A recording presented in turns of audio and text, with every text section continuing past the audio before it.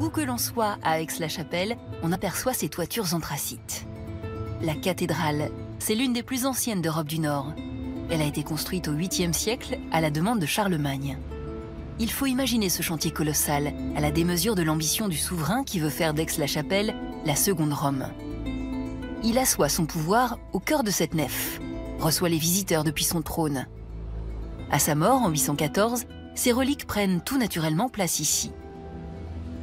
Et pendant 6 siècles, une quarantaine d'empereurs, de rois, de reines du Saint-Empire romain germanique va être couronnée dans la chapelle palatine.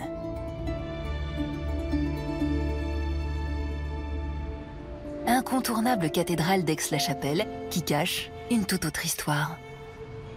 Celle d'un trésor absolument inestimable et même impensable à l'époque de Charlemagne.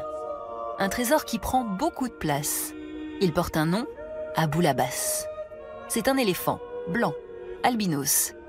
C'est peu de dire que cette créature venue d'un autre monde va stupéfier les habitants et les visiteurs d'Aix-la-Chapelle. Charlemagne va l'exhiber devant la cathédrale. L'historien Jean-Claude Calle nous raconte comment cet animal étonnant a fait pour se retrouver en Rhénanie du Nord. Le premier indice se trouve dans la nef de la cathédrale.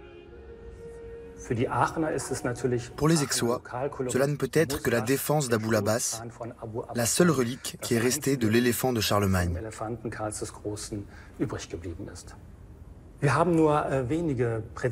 Nous avons peu d'informations précises sur cet éléphant. Nous savons seulement qu'il est arrivé à Aix-la-Chapelle le 20 juillet 802. Nous l'avons accueilli avec beaucoup d'incrédulité. L'éléphant n'arrive pas à Aix-la-Chapelle par hasard. Tout commence en 797. Charlemagne n'est pas encore empereur. Charlemagne règne sur un territoire européen qui, du nord au sud, englobe les dimensions de l'Europe actuelle. Il était le premier à avoir introduit l'équivalent de l'euro. Partout, dans l'Empire, il y avait une monnaie commune, le dinar carolingien. Charlemagne est mis en difficulté sur la péninsule ibérique. Il souhaite renforcer ses alliances. Il cherche alors à séduire les Abbassides, une dynastie arabe du Moyen-Orient. Charlemagne était en très bons termes avec le calife de Bagdad, Haroun ar-Rachid. D'après ce qu'on lit dans les annales, Charlemagne envoie à Bagdad, en 797, 2 nobles francs et un jeune marchand juif, Isaac. De retour à Aix-la-Chapelle, les émissaires ramènent plusieurs offrandes. Des épices, des étoffes, une clepsydre et un dernier cadeau légèrement plus encombrant. Les émissaires ont mis 5 années pour le ramener. 5 années pour parcourir plus de 3500 km avec un éléphant. Cet éléphant vient donc de Bagdad.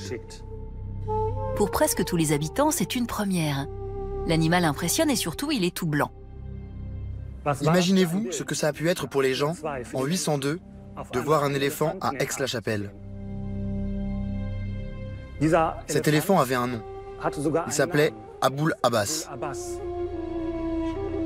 Abou-Labas, le père d'Abbas, est une référence à l'oncle de Mahomet dans la religion musulmane. Un nom de prestige.